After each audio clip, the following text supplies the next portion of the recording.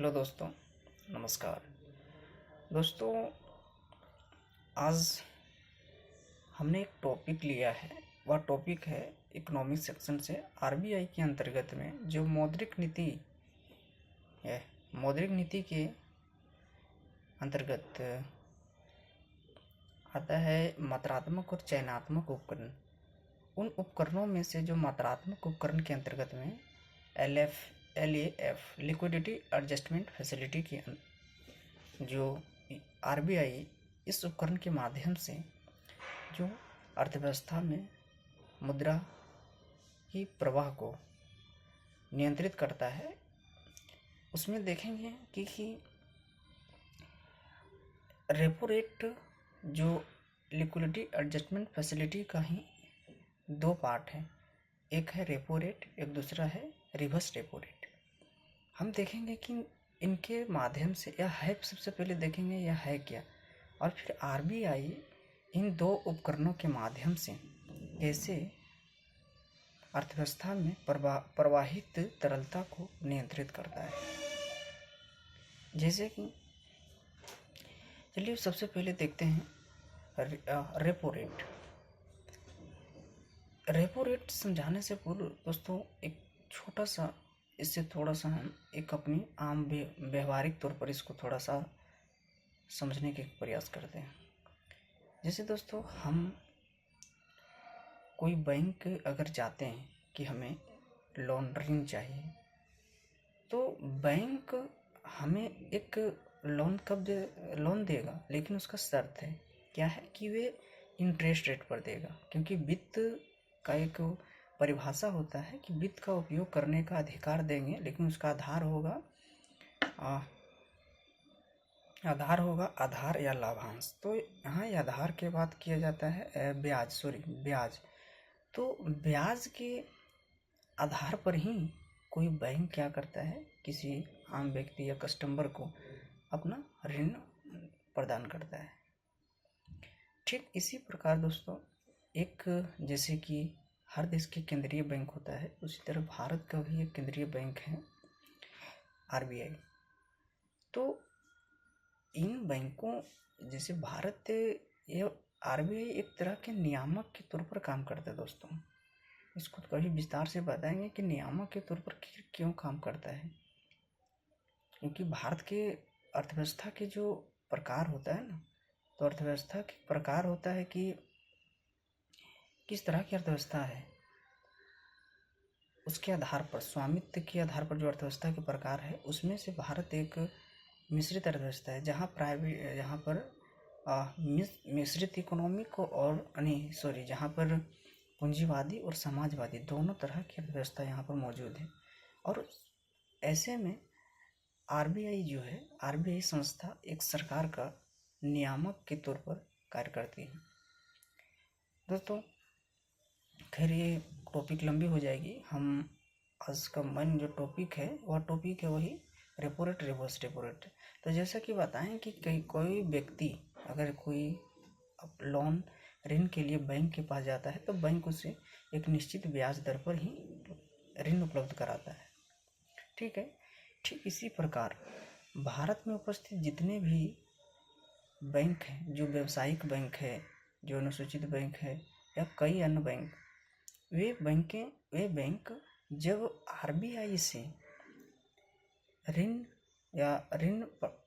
प्रदान करता है, तो आरबीआई उसे जो ऋण देता है उसे एक ब्याज दर पर देता है, और जिस ब्याज दर पर देता है उस ब्याज दर को ही रेपो रेट कहते हैं। सपोज कि अभी हाल ही में 5%, 4%, 8% जो भी हो रेपो रेट, यानी अगर कोई सपोज एसबीआई के अगर वर्तमान में देखें, अगर किसी तरह के ऋण की उपलब्धता हो जाए, कमी हो जाए, तो वित्त की कमी होने के कारण वे अलग अलग क्षेत्र में जा सकता है। ठीक उसी तरह से आरबीआई भी एक सुविधा देती है, यानी कि रेपो रेट के माध्यम से इसे वित्त प्रदान करता है उसके, ताकि उसके जो एसबीआई के कोष में बढ़ोतरी हो, और उस कोष में बढ़ोतरी के बाद ये वित्त को उस क्षेत्र में, जैसे कि आम जनता को, कृषि हो गया, इंडस्ट्री हो गया, ये सब लोग भी लोन लेकर अपने उद्योग को क्या करें, उद्योग को बढ़ाते हैं। तो साफ तौर पर इतना हम एग्जाम्पल देने से ताकि आपको क्लैरिटी आए, लेकिन इसका रेपो रेट क्या है कि वे ब्याज दर जिसके आधार पर आरबीआई वाणिज्यिक अनुसूचित वाणिज्यिक बैंकों को ऋण प्रदान करता है, उसे हम ब्याज रेपो रेट कहते हैं। इसका एक निश्चित प्रतिशत होता है जो आरबीआई निर्धारित करता है। दूसरा होता है ठीक इसका विपरीत, रिवर्स रेपो रेट। जैसा कि इसका नाम से पता चलता है, लेकिन इसमें थोड़ा सा ध्यान देने की बात है, यह रिवर्स रेपो रेट वे ब्याज दर होता है जिस पर आरबीआई वाणिज्यिक अनुसूचित वाणिज्यिक बैंकों से, व्यावसायिक बैंकों से क्या करता है, ऋण प्रदान करता है। इसको परिभाषा तौर पर नहीं, इसको साधारण समझो कि जैसे कि रिवर्स रेपो रेट में क्या होता है ना कि एक ऐसा ब्याज दर होता है जिस ब्याज दर पर आरबीआई क्या करता है, इन बैंकों से ऋण लेता है। अर्थात इसका एक उद्देश्य होता है। रिवर्स रेपो रेट, आखिर आरबीआई के पास खुद इतना अपने अमाउंट है कि बहुत सारी जो राशि है दूसरे को देने के लिए उसके पास है, लेकिन इसका उद्देश्य रखा है कि अगर ब्याज दर में बढ़ोतरी कर दी जाए, जैसे रिवर्स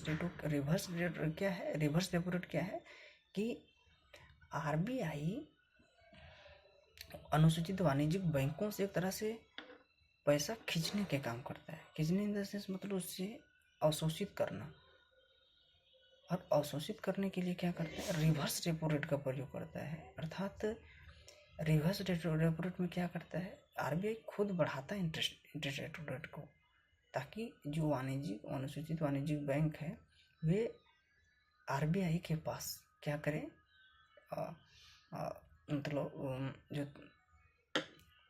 तरलता को, ताकि अवशोषित करके आरबीआई के पास अपनी जो कोष की धनराशि उसके पास मौजूद करे, क्योंकि हाई परसेंटेज जब उसको जो उच्च दर ब्याज दर जो वाणिज्यिक बैंकों के प्राप्त होगा, तो इससे होगा क्या कि वे चाहेंगे कि हम जनता को या किसी भी उस क्षेत्र में क्यों दें जहाँ पर 5% अगर ब्याज दर मिल रहा है, तो हम वहाँ पर वाणिज्यिक बैंक देना पसंद नहीं करेंगे। क्यों?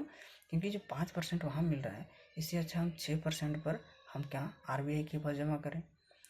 तो दरअसल इसका उद्देश्य होता है कि आरबीआई रेपो रेट में वृद्धि कर, रिवर्स रेपो रेट में वृद्धि कर तरलता, बाजार में जो तरलता होता है उसको अवशोषित कर लेता है। तो बात आता है कि रेपो रेट तो था इसके लिए, लेकिन फिर रिवर्स रेपो रेट को आखिर क्यों प्रयोग किया गया? तो दोनों में डिफरेंट थोड़ा सा इसके समझने की ज़रूरत है कि दोनों में डिफरेंट क्या है। जैसे देखो, रेपो रेट सबसे पहले निर्धारित करता था कौन? बैंक, आरबीआई बैंकों को देने के लिए निर्धारित करता था, जहाँ पर उसको एक होता है ना कि खुद जाकर लेना पड़ता है कि नहीं, कि जैसे कि कोई व्यावसायिक बैंक है, यह बैंक चाहे कि हम इतना, हमें इस तरह से हमें बहुत ज़रूरत है तत्काल घड़ी में, इतना में हमें मिल जाए, सपोज कि 5% में इस समय हमें मिल जाए, ऑपरेशनल कॉस्ट या किसी तरह के लागत के कारण उसकी हानि चल रही है व्यावसायिक बैंक की, तो इसमें क्या होता है कि इसमें वे खुद जाता है आरबीआई बैंक, व्यवसायिक बैंक आरबीआई के पास, और वहाँ से वे वित्त को क्या करता है, वित्त के अधिकार को प्राप्त करता है। लेकिन देखो, रिवर्स रेपो रेट में क्या है कि व्यवसायिक बैंक ऐसा जरूरी नहीं है कि आरबीआई के पास ही अपना उसको वित्त दे, अर्थात वहाँ अपने कोष का जो भाग है जो आरबीआई के पास जमा रखे, अपने अधिकतम जो राशि हुआ उसको जमा रखे। हो सके रिवर्स रेपो रेट हमेशा ध्यान रखना रेपो रेट से अधिक होगा। क्यों अधिक होगा? क्योंकि देखो एक तरह से सोचेगा व्यवसायिक बैंक कि हम वहाँ क्यों जाए आरबीआई के पास, हम तुरंत चल जाए, मतलब कहीं दूसरे भी संस्थान में दे देंगे ऋण जहाँ हमारा अधिक से अधिक पैसा आएगा। तो जब वो देखता है कि इस समय 5% दे रहा है, कृषि क्षेत्र में कर दें तो वहाँ 5% से इतना ही होगा, और इंडस्ट्री में दें 6%, इस तरफ देखने के बाद पता चलता है कि सबसे अच्छा होगा कि हम आरबीआई के पास दें, क्योंकि इसका अधिक हमें परसेंटेज देगा। तो ऐसे में वहाँ ये देना पसंद करता है, क्योंकि उसको वाणिज्यिक बैंक का एक उद्देश्य ही होता है कि लाभ अर्जित करना, राइट। तो इस तरह से दोनों का एक माइनर डिफरेंट के बाद आपको आसानी वे में समझ में आया होगा कि आखिर दोनों में डिफरेंट क्या है। ठीक है, फिर हम किसी नए टॉपिक के साथ फिर आपके साथ मुलाकात होगी। आज के लिए इतना ही। Thank you very much.